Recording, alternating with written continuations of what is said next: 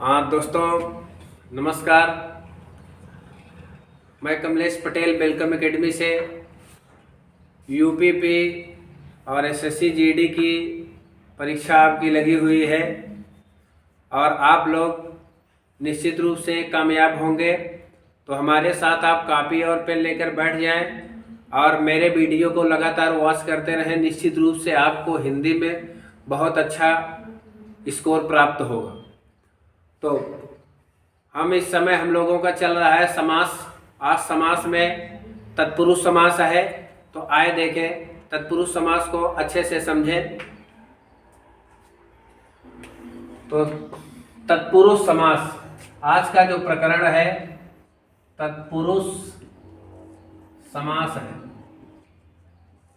तत्पुरुष समास तो हम लोग देखेंगे तत्पुरुष समास का परिभाषा क्या होता है। तत्पुरुष समास में जो पूर्व पद होता है और एक उत्तर पद होता है। जो उत्तर पद होता है तत्पुरुष समास में उत्तर पद प्रधान होता है।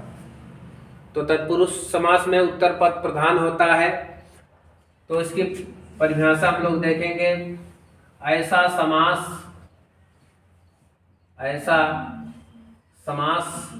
जिसका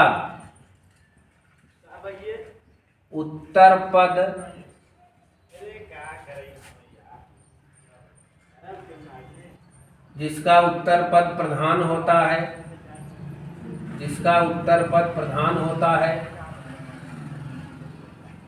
और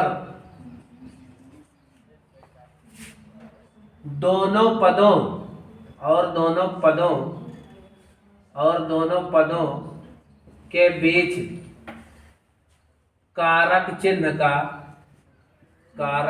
का लोप हो जाता है। लोप हो तो उसमें तत्पुरुष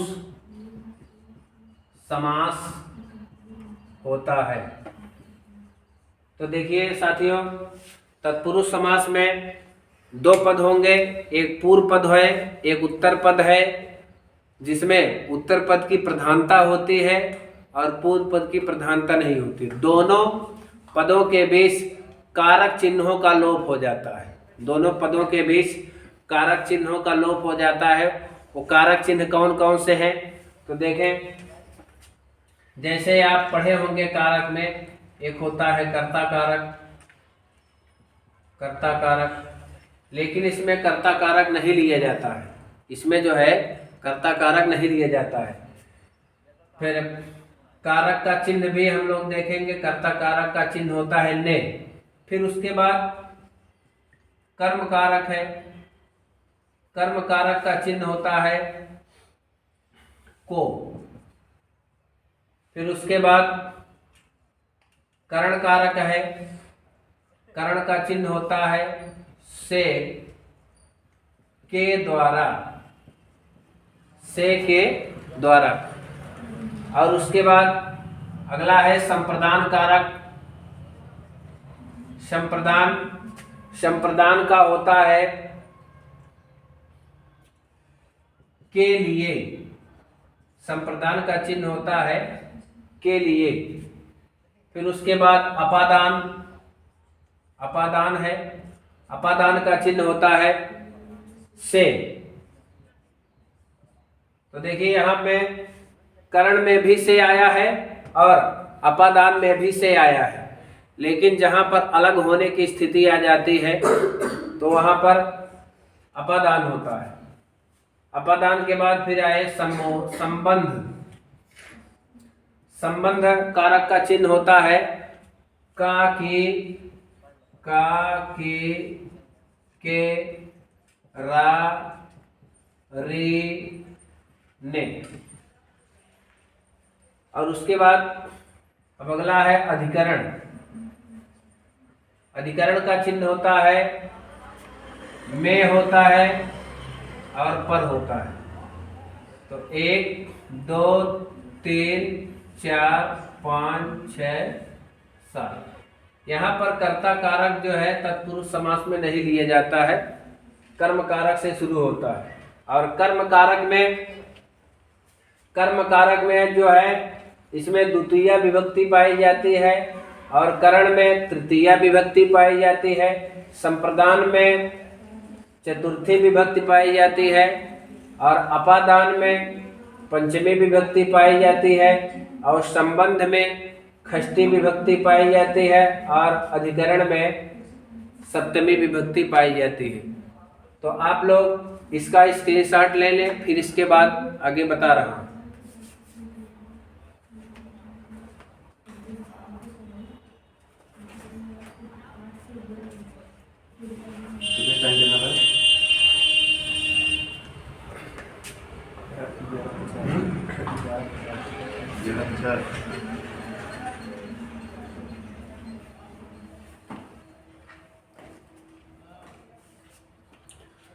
अब देखिए,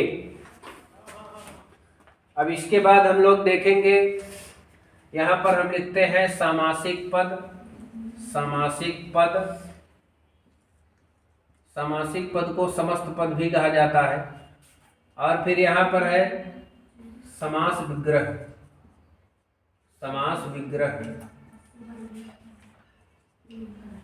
तो एक साइड में हम लोग देखेंगे सामासिक पद कौन कौन से हैं, फिर उसके बाद समास विग्रह देखेंगे। फिर यहाँ पर आप लोग देखें, जैसे एक एक सबका उदाहरण हम आपको बता रहे हैं, आप अपने नोट्स में उसको लिखते रहें। जैसे एक सामासिक पद है हमारा गगन चुंबी। गगन चुंबी, तो गगन चुंबी है, तो गगन चुंबी का जब हम विग्रह करेंगे तो इसका विग्रह हो जाएगा गगन को चूमने वाला। गगन को चूमने वाला। फिर उसके बाद एक दूसरा शब्द लेते हैं चिड़ी मार। एक दूसरा शब्द है चिड़ी मार, और चिड़ी मार में कौन इसका विग्रह जब करोगे तो इसका विग्रह क्या होगा, चिड़िया को, चिड़िया को मारने वाला। चिड़िया को मारने वाला इसका विग्रह होगा। तो देखो दोस्तों, अब इसमें जो है को आया है, तो कर्ता कारक का चिन्ह न होता है, लेकिन कर्म कारक का चिन्ह को होता है। तो इसमें कौन सी विभक्ति पाई जाएगी, द्वितीय विभक्ति पाई जाएगी और इसमें कर्म कारक है। इसी तरीके से दूसरा उदाहरण लेते हैं करण का, जैसे भयाकुल। भयाकुल, भयाकुल, तो भयाकुल का विग्रह करोगे तो हो जाएगा भय से आकुल। भय से आकुल। फिर इसी तरीके से अगला शब्द है शोकग्रस्त। शोकग्रस्त का दोस्तों अगर हम विग्रह करेंगे तो इसका हो जाएगा शोक से ग्रस्त। क्या हो जाएगा, शोक से ग्रस्त। तो यहाँ पर देखिए विग्रह करने पर से आया है और यहाँ पर भी से आया है। तो जो कर्म कारक होता है उसका चिन्ह को होता है, लेकिन जो करण आ जाता है उसमें उसका कारक चिन्ह जो है से होता है। तो इसमें कौन सा कारक पाया जाएगा, इसमें करण पाया जाएगा और इसमें जो है तृतीय विभक्ति होगी। फिर इसी तरीके से अगला शब्द लेते हैं स्नान घर।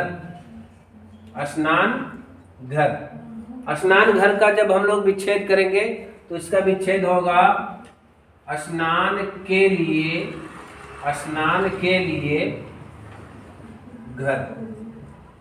तो स्नान के लिए घर। फिर उसके बाद अगला शब्द है देशभक्ति। देशभक्ति, इसका विच्छेद करेंगे तो हो जाएगा देश के लिए, देश के लिए भक्ति। देश के लिए भक्ति। यहाँ पर देखिए के लिए शब्द आया है। के लिए शब्द आया है, और इसलिए अब के लिए किसका चिन्ह होता है? के लिए जो होता है संप्रदान का चिन्ह होता है, संप्रदान का चिन्ह होता है। और इसमें जो है दोस्तों चतुर्थी विभक्ति पाई जाएगी, चतुर्थी विभक्ति पाई जाएगी। तो इन्हीं कारक चिन्हों की सहायता से हम लोग तत्पुरुष समास अच्छे से पहचान पाते हैं, जान पाते हैं कि इसमें तत्पुरुष समास है कि नहीं। फिर इसके बाद अगले शब्द को हम लोग लेते हैं। जैसे एक शब्द है धनहीन, धनहीन, तो इसका विच्छेद होगा धन से, धन से हीन। ऋण मुक्त, ऋण मुक्त, ऋण से, ऋण से मुक्त। तो देखिए ये धनहीन, धन से हीन, ऋण मुक्त, ऋण से मुक्त। जैसे पहले धन था, धनहीन का मतलब अब धन नहीं, तो धन यहाँ पर अलगाव का भाव उत्पन्न हो रहा है। फिर उसी तरीके से ऋण मुक्त, पहले ऋण था लेकिन अब ऋण से क्या हो चुके हैं? मुक्त हो चुके हैं। तो यहाँ पर भी अलगाव की स्थिति बन रही है, इसलिए धनहीन में और ऋण मुक्त में अपादान कारक पाया जाएगा, और इसमें जो विभक्ति होगी वो पंचमी विभक्ति होगी। तो आप इसका स्क्रीनशॉट लें, फिर आगे आपको बताया जा रहा है।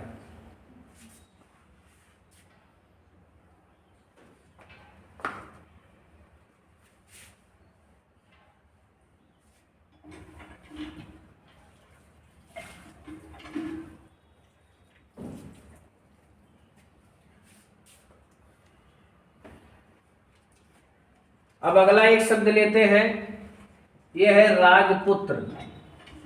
राजपुत्र, राजपुत्र का जब हम लोग विच्छेद करेंगे तो इसका विच्छेद जो है राजा का पुत्र, राजा का पुत्र।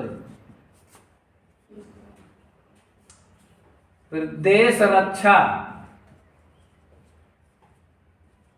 देश की रक्षा, देश की रक्षा। फिर अगला है शिवालय, शिवालय, शिवालय का विग्रह करोगे तो शिव का आलय, शिव का आलय, शिव का आलय अर्थात शिव का घर। तो यहां पर देखो जो कारक चिन्ह है वो का आ रहा है, तो संबंध कारक का चिन्ह होता है का, की, के, रा, री, ने, नानी, ने। तो ये संबंध कारक का चिन्ह होता है, अर्थात इसमें जो है राजपुत्र में, देश रक्षा में और शिवालय में इसमें संबंध कारक पाया जा रहा है, और इसमें षष्ठी तत्पुरुष है। अब इसी तरीके से और दूसरा उदाहरण लेते हैं, जैसे शोक मग्न, तो इसका विग्रह करोगे तो हो जाएगा शोक में मग्न। शोक मग्न का विग्रह करोगे तो शोक में मग्न हो जाएगा। फिर इसी तरीके से गृह प्रवेश एक शब्द है, गृह प्रवेश। अब गृह प्रवेश एक शब्द है, अब गृह प्रवेश का अगर हम लोग विच्छेद करेंगे तो इसका हो जाएगा गृह में प्रवेश, गृह में प्रवेश। फिर अगला शब्द है आनंदमय, आनंदमय, आनंद में मय। इसका जो विग्रह होगा, विग्रह क्या होगा आनंदमय का? आनंद में मय मग्न हो जाएगा, आनंदमय, आनंद में मग्न, आनंद में मग्न। अब यहां पर देखिए, अगर जब में और पर आता है विग्रह करने पर दोनों पदों के बीच में, तो उसमें जो है सप्तमी विभक्ति पाई जाती है, और अधिकरण कारक उसमें होता है। तो इस तरीके से हम लोग देखते हैं कि इन समासों के अतिरिक्त एक और समास है जो कि बहुत सारे कॉम्पिटिटिव एग्जाम में पूछा जाता है उससे।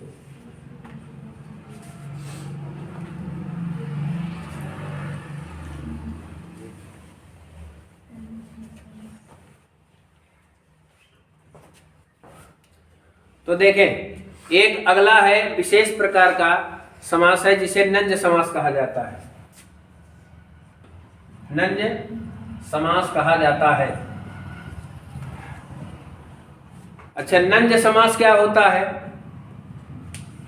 ऐसा समास जिसके पूर्व पद में, ऐसा समास जिसके पूर्व पद में ना लिखा हो, आ लिखा हो, आ, ना,